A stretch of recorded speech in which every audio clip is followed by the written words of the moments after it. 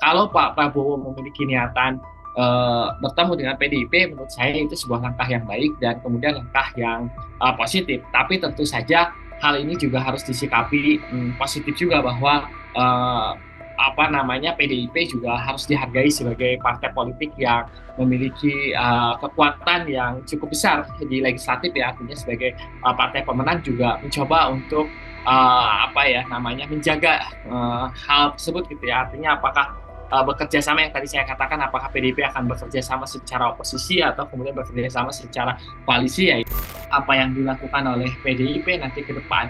Kalaupun ya saya sih sebagai pengamat ya berharap PDIP akan memang akan tegak lurus ya menjadi partai yang ada di luar pemerintah untuk menjadi penyeimbang.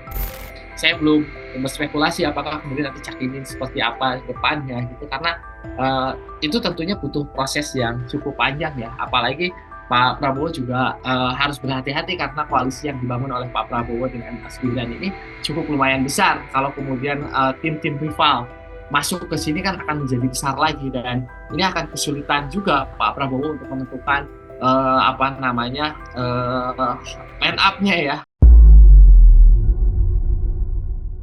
Halo Tribuners, Anda kembali menyaksikan program On Focus bersama saya Agung Laksono.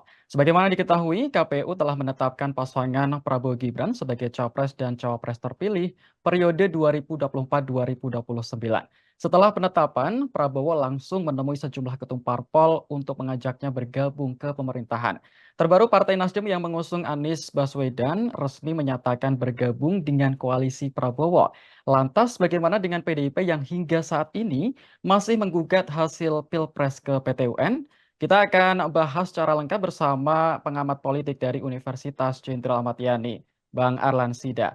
Halo, Bang Arlan, kita sapa terlebih dahulu. Apa kabar, Bang Arlan? Halo, kabar baik tentunya. Baik. Bang Arlan, sebagai pengantar, bagaimana Anda melihat langkah Prabowo yang menemui para rivalnya ini setelah ditetapkan KPU sebagai capres terpilih? Oke, pasca putusan MK ya, final di MK, kemudian hari berikutnya Pak Pak siapa namanya Pak Prabowo ini ditetapkan sebagai presiden dan wakil presiden.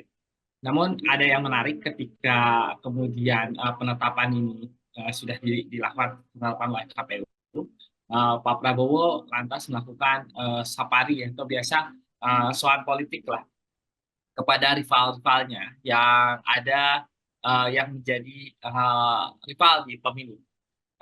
Catatan saya ini adalah sebuah sesuatu yang biasa saja sebenarnya dilakukan oleh seorang elit politik gitu ya. Uh, karena kalau saya melihat bahwa Pak Prabowo juga apa namanya merasakan bahwa ada tensi politik yang cukup tinggi ketika pemilihan presiden, apalagi apa namanya beliau bersaing dengan nomor urut 1 dan nomor urut 03, di mana 01 ini adalah ada Pak Anies dan Cak Imin. Cak Imin ini adalah ketua umum partai yang tentunya memiliki kans yang cukup besar ya, artinya memiliki partai yang cukup besar. Sehingga langkah ini dilakukan oleh Pak Prabowo itu dalam rangka soal politik biasa saja sih sebenarnya. Tapi publik akan melihat lain karena Pak Cak Imin yang dianggap rival apa namanya dicoba dirangkul oleh Pak Prabowo, dan ini terjadi ya, dan ini terjadi dan semakin menguatkan langkah Pak Prabowo bahwa dalam konteks politik, dalam konteks kompetisi politik, semua adalah apa namanya semua adalah rival yang ada di Pilpres. Namun setelah Pilpres rival itu berubah menjadi apa namanya pemersatu ya. Jadi kita lihat beberapa kali Pak Prabowo juga menegaskan bahwa kehadiran ini mencoba untuk mengajak bekerja sama. Bekerja sama ini kan bukan bisa kita apa namanya bisa kita baca kerjasama dalam konteks koalisi, tapi juga bisa kerjasama juga tidak hanya dalam konteks koalisi, bisa saja kerjasama itu juga ada di luar pemerintah, itu juga bisa sebenarnya.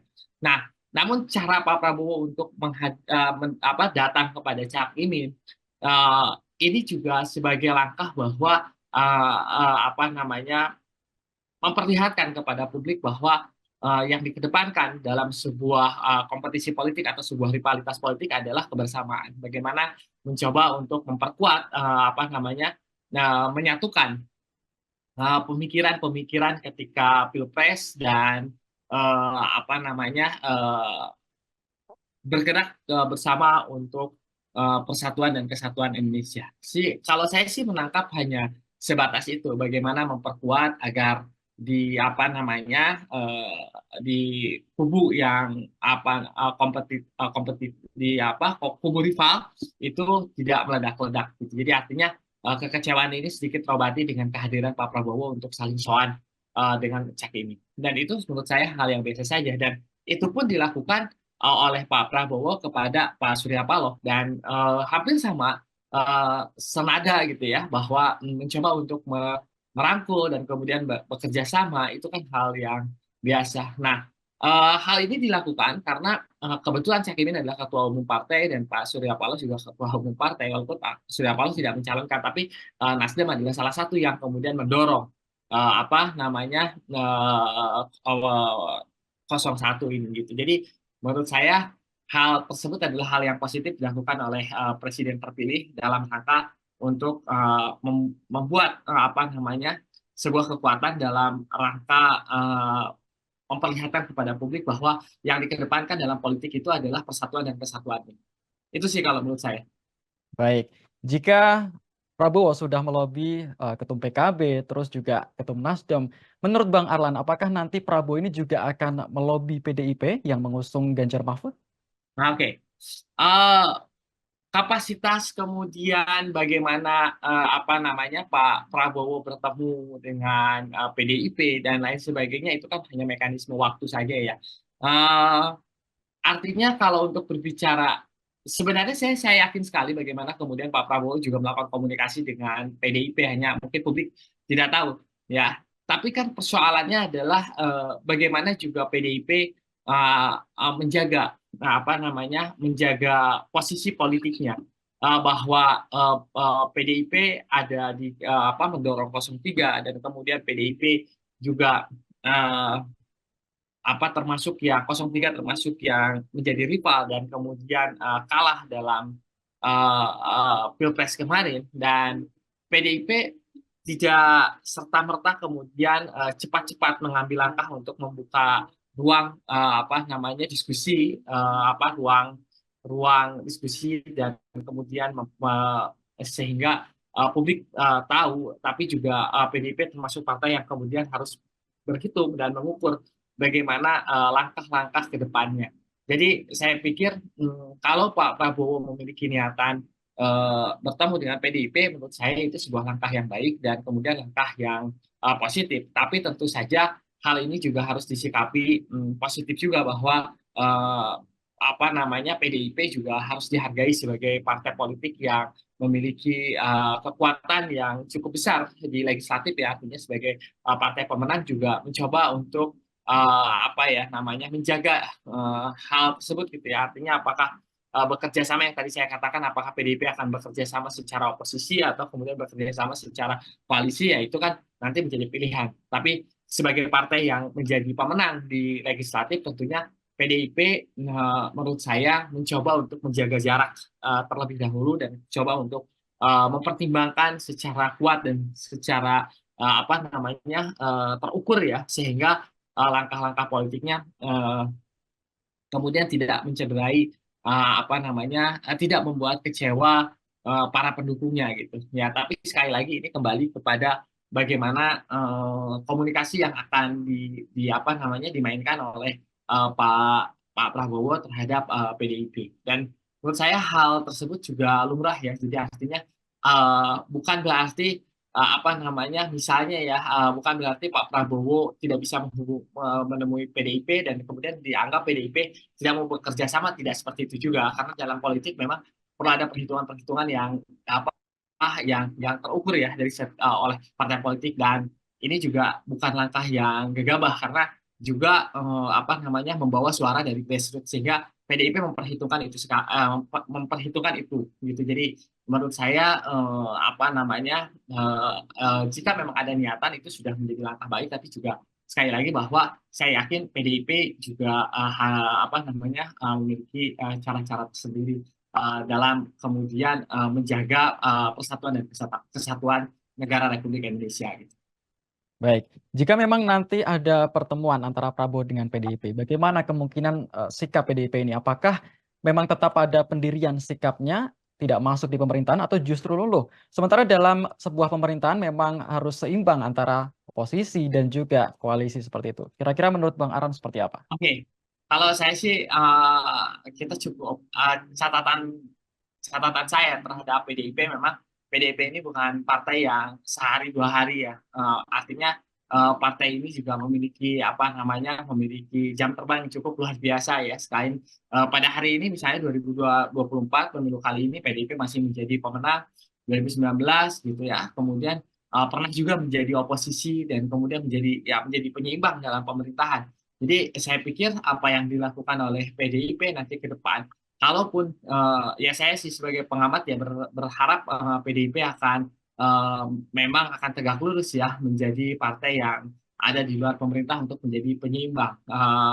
Andai kata beberapa partai politik ya dalam tanda kutip kita belum tahu apakah kerjasama yang dibicarakan oleh Pak Prabowo apakah akan mengajak partai-partai yang kemudian sudah didatangi soal untuk masuk dalam kabinetnya atau kemudian tetap menjadi oposisi yang kemudian menjaga stabilitas negara gitu ya sehingga apa pemerintah nanti ke depan eh, tidak terlalu besar powernya tapi ada juga penyeimbang dan saya pikir PDIP akan menjadi bagian akan mengambil bagian yang tentunya apa namanya bekerja sama dengan pemerintah tapi dalam posisi yang berkoalisi. Kalau saya melihatnya ya, Eh, Baik, nah ini menjadi penting juga buat kita, gitu, buat negara kita tentunya.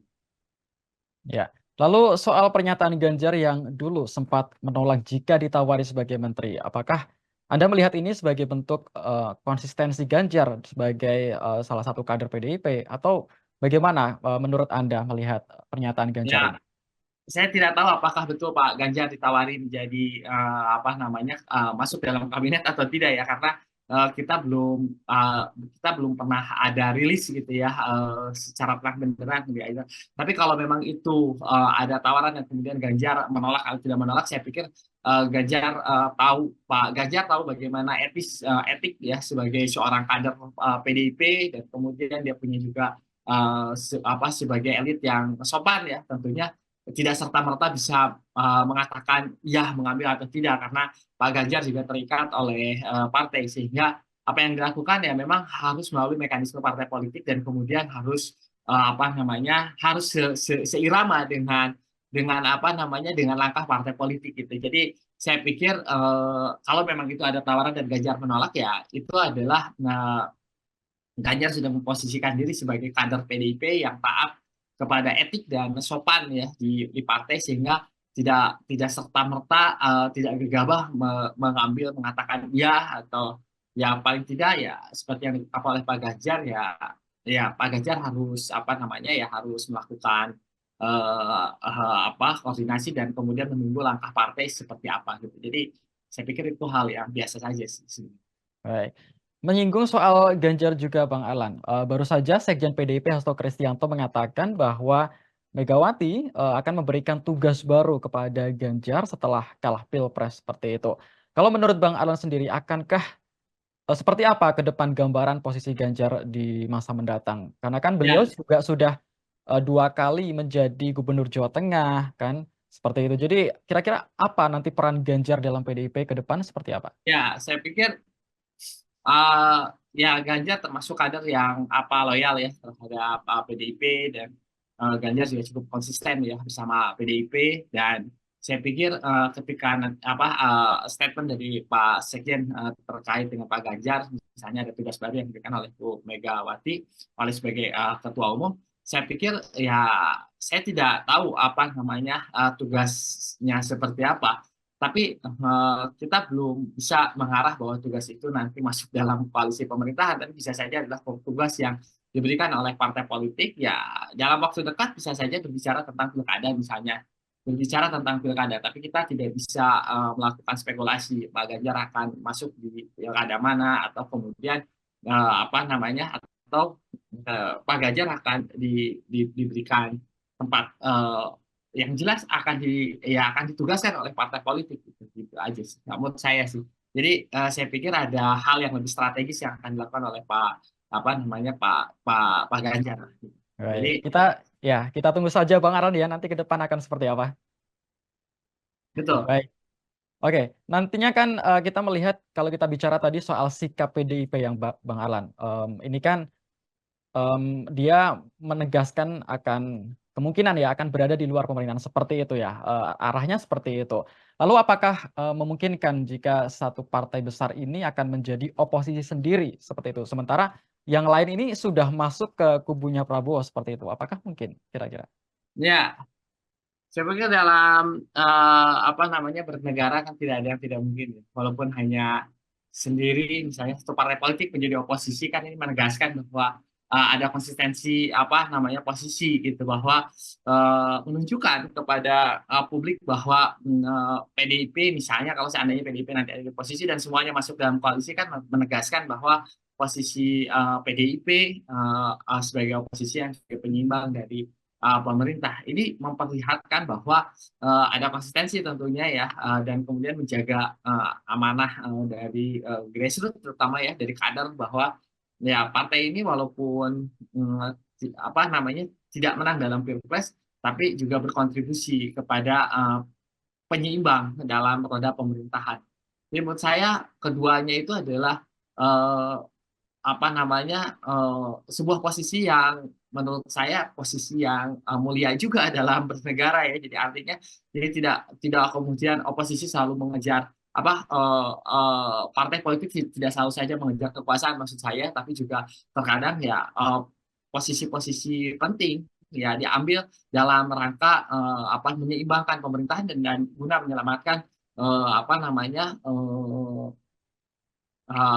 bernegara gitu sehingga nanti tidak terlalu over gitu kalau pemerintah yang akan datang kalau semuanya masuk dalam koalisi kan sebenarnya tidak bagus juga dalam bernegara dan saya menganggap bahwa ini nanti akan banyak apa namanya banyak hal yang kemudian tidak terkontrol dan masyarakat juga agak sulit gitu kan mengontrol jadi kalau kemudian PDIP ada di luar walaupun hanya satu partai politik ya saya pikir itu adalah jalan yang diambil gitu jalan yang diambil dalam berkonstitusi artinya adalah jalan yang paling baik diambil dalam menyelamatkan konstitusi negara gitu. Oke, jadi tidak masalah ya Bang jika PDIP ini sendirian menjadi oposisi, tentu ini kan juga menjadi penyeimbang dalam pemerintahan nantinya ya Bang ya? Ya, saya pikir tidak jadi masalah. Saya sekali lagi bahwa dalam catatan saya PDIP juga bukan sekali ini.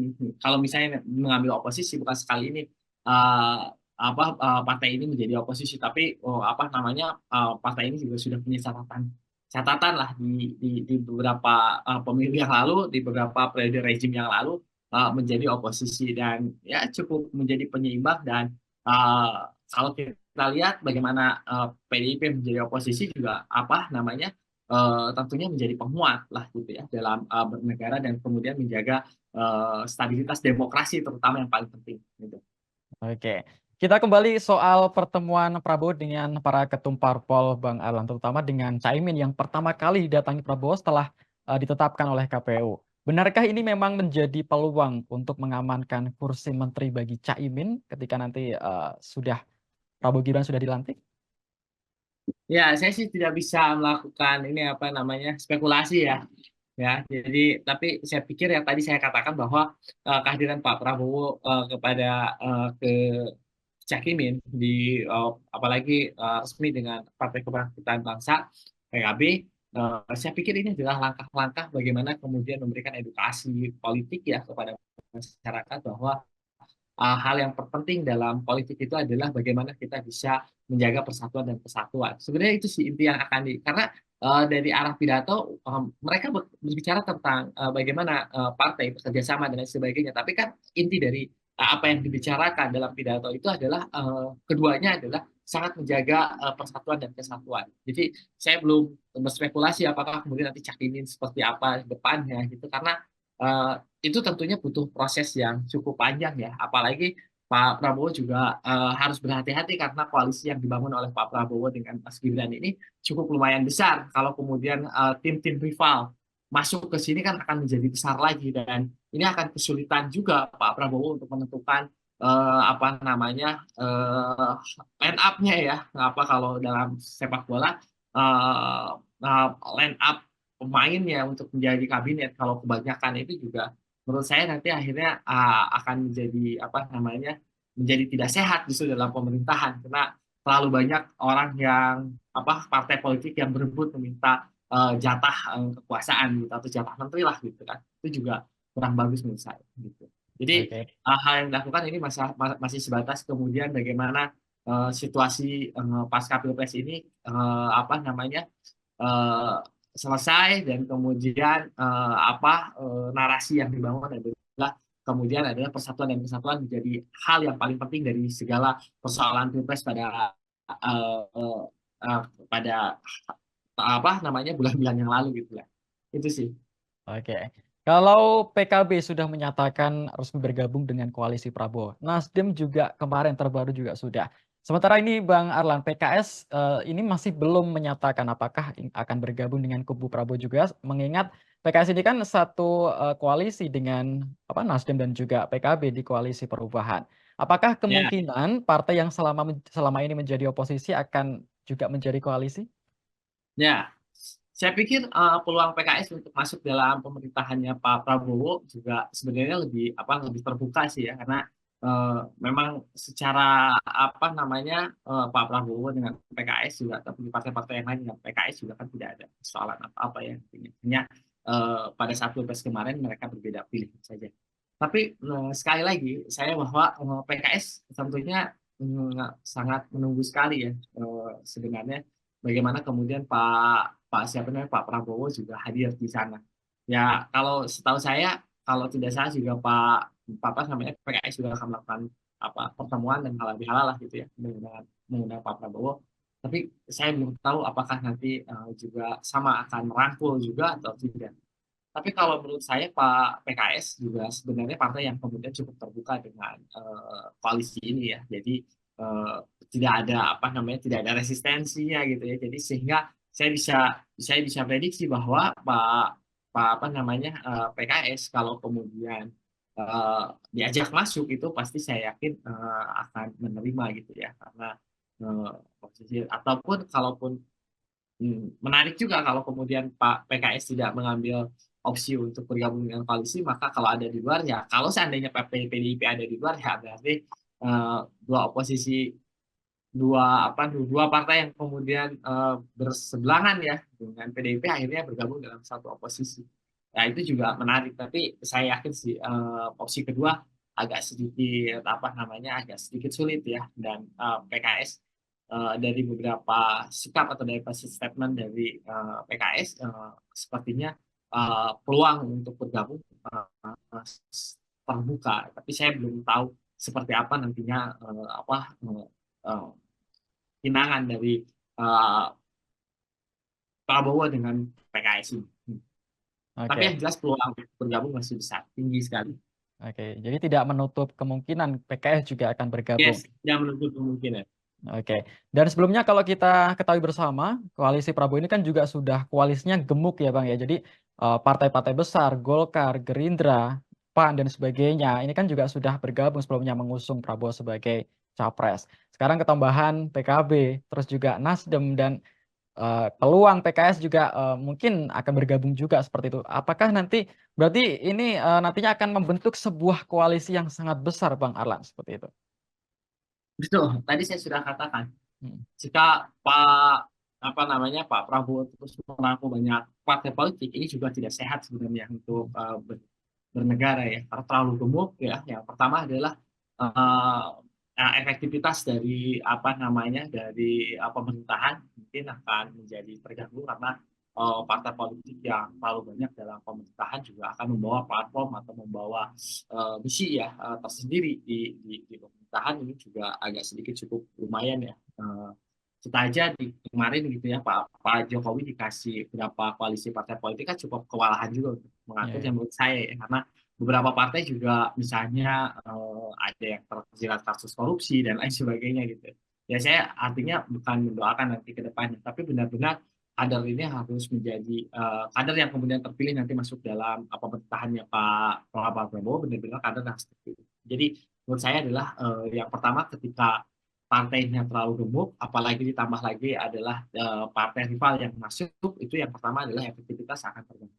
Yang kedua, menurut saya selain efektivitas, apa namanya, rentan ya, menurut saya ya, rentan terjadi perpecahan justru menurut saya, karena saya yakin beda beda apa partai politik memiliki pos yang berbeda gitu. Artinya memiliki jatah ya istilahnya dalam tanda kutip ya, walaupun ini jarang gitu ya dibicarakan, tapi saya pikir jatah-jatahan ini masih tetap ya terjadi di Indonesia, apalagi partai pendukung gitu. Ini juga artinya saya menganggap bahwa ini akan rentan terjadi konflik gitu ya sesama di koalisi gitu ya, di tubuh koalisi atau di tubuh pemerintahan depannya. Yang ketiganya tentunya yang paling penting menurut saya adalah ketika partai koalisi ini kan jelas ya mereka menyusun apa namanya menyusun program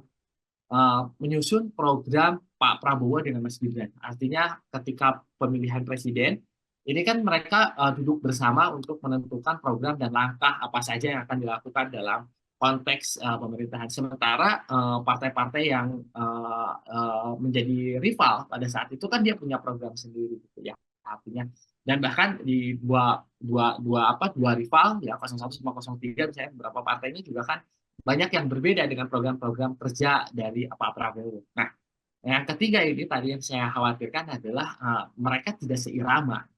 Tadi kan kalau yang pertama adalah rentan karena banyak gitu ya. Yang pertama adalah efektivitas, yang kedua adalah rentan, yang ketiga adalah saya khawatir tidak seirama. Tidak seirama karena kalau yang koalisi mendorong 02 kan mereka juga sudah mengkaji gitu program-program yang akan dilaksanakan. Nanti kalau masuk ke yang ini apakah tidak akan berbenturan, kita akan tidak seirama. Apalagi kalau kita lihat hampir di kubunya 01 misalnya ya, hampir semua program Pak Prabowo ini ketika debat Pilpres itu menjadi sesuatu yang terevaluasi besar gitu ya, termasuk oleh 03. Jadi menurut saya ya memang secara apa namanya secara ini ketika ketika koalisinya gemuk ya tadi tiga hal tadi yang menurut saya agak sedikit agak berbahaya ya. Efektivitas, kemudian yang kedua adalah rentan, yang ketiga adalah tidak seirama dalam program menjalankan programnya Pak Prabowo. Ini harus hati sekali pemerintahan ke depan dalam mengambil sikap atau mengambil langkah politik gitu.